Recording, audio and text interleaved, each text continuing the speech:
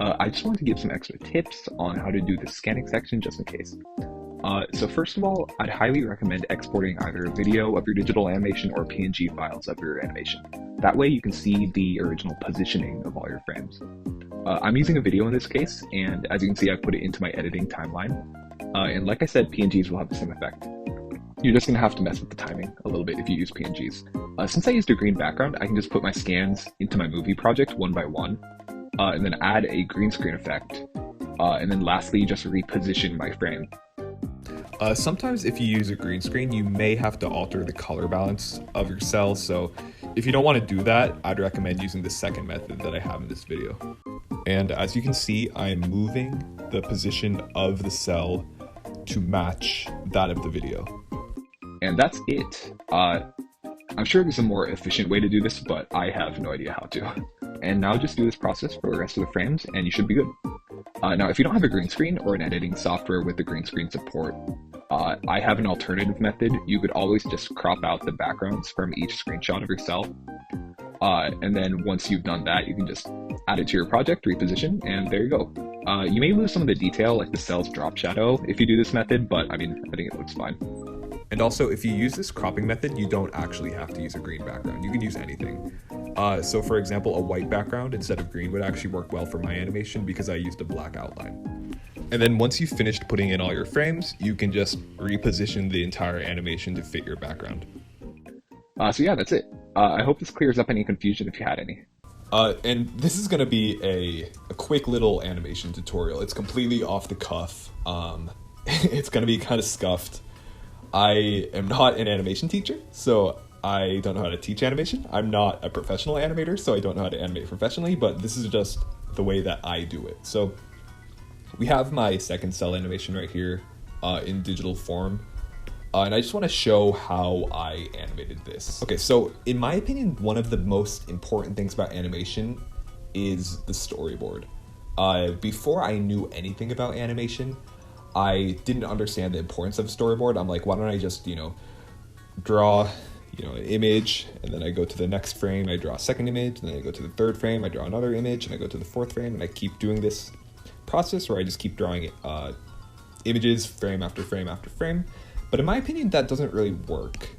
See, like, the timing is kind of off, and it's honestly, it's going to be kind of hard to animate more complex stuff like that if you don't have a plan of action of what you want to do. So I don't like doing that method. Instead, what I think works better is, here, let me just get rid of all this stuff. What I think works better is getting keyframes and then adding in-betweens in between those keyframes. So for example, this is a keyframe, and then this is also a keyframe. Right here, this is a keyframe as well. And then this is a keyframe. I actually hold this frame for a while. And then finally, this is another keyframe, and I hold that frame for a while. And there's actually one more. This is the last one. So I have 6 keyframes in total. And basically for an animation like this, a very simple animation, all you have to do is now add in-betweens in between each of these keyframes. So hang on, I'm gonna make a duplicate of this animation project and show you kind of how I do in-betweens. Okay, so I've duplicated the project, and now I am left with only the keyframes of my animation. So there's only 6, like I said. And this is how I make in-betweens. I have my onion skin, which shows the frame before and the frame after. As you can see, the one that's after is in blue, I think, and the one that's before is in red. All I do is I just... Oh, you know what? I have the wrong brush selected, I think. This animation is super old, so it's gonna be kind of hard to find exactly what brush I was using, but we're just gonna use this one just for testing experiments.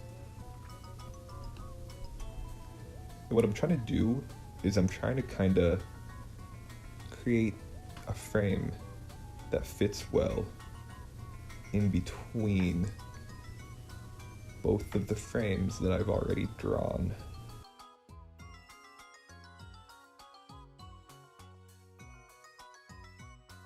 As you can see, the eyebrows kind of go up, and that's one of the bigger changes in between, or for this in between, I guess. Right, and then also the eyelids go up. So I guess for this one, this is gonna be probably the middle point in between these two frames. So I'll put the eyebrows maybe up here. And I'll shrink the eyes a little bit. In fact, I could actually lower the eyebrows a little bit for this one. I might actually do that real quick. Yeah, I think I'm actually gonna do this. I think this will look better for the timing. So as you can see now, we have one in between. And then because you have to keep timing in your mind when you animate like this, I think I'm gonna put my second frame in between these two, in between the in-between that I just made, and my other keyframe, because I think that's gonna make the timing look better.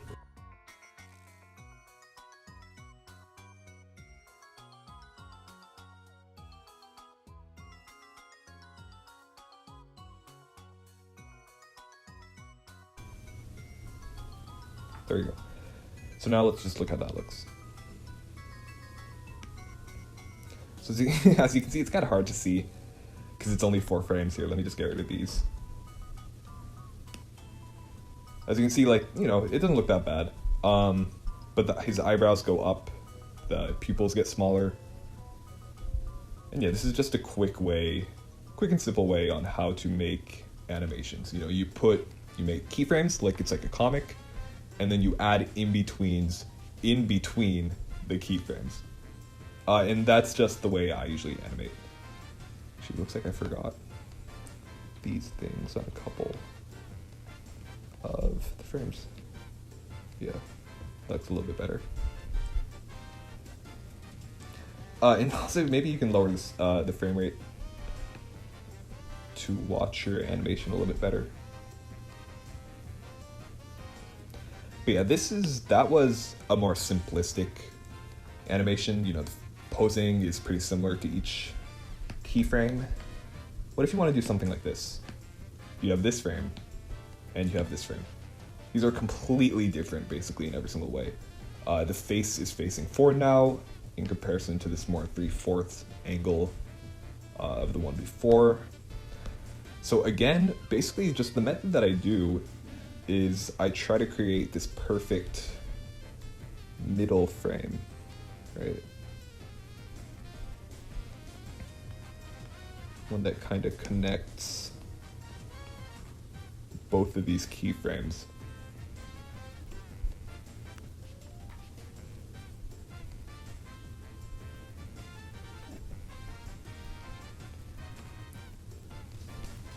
So yeah, that is an in-between these two keyframes.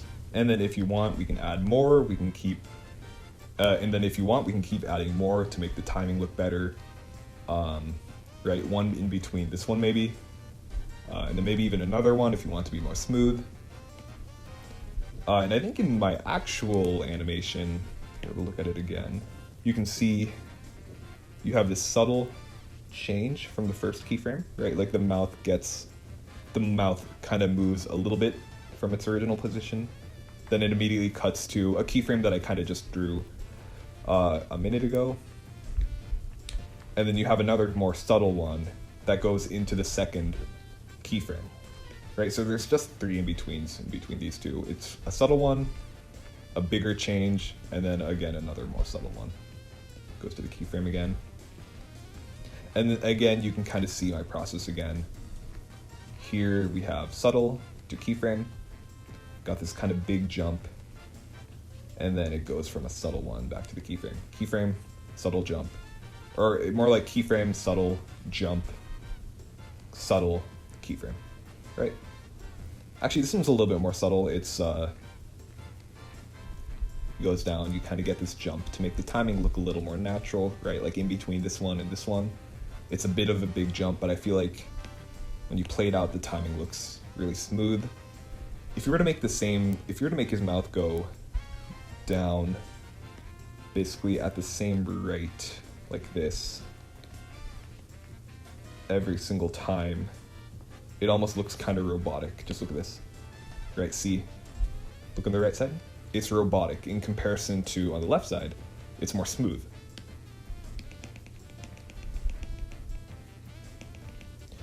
So yeah, just keep in mind timing is important. But this was just a very simple insight in how I animate. I'm not sure if this is how most people animate, but it's just a simple method that I've found works for me. And if you have any questions, you can always just ask, but for the most part, I think this video is over. This scuffed animation tutorial, but yeah, I mean, I hope it helped at least a little bit if you know nothing about animation. I've got a couple other animated videos maybe you can check out that kind of delve into how to animate, but there's also, if you go on Google, YouTube, there's like hundreds of animation tutorials. Just slowly practice, and eventually you'll be able to get to where you want to. If you at least if you have no idea how to animate right now, you can do it. So yeah, thanks for watching, and I hope this helped.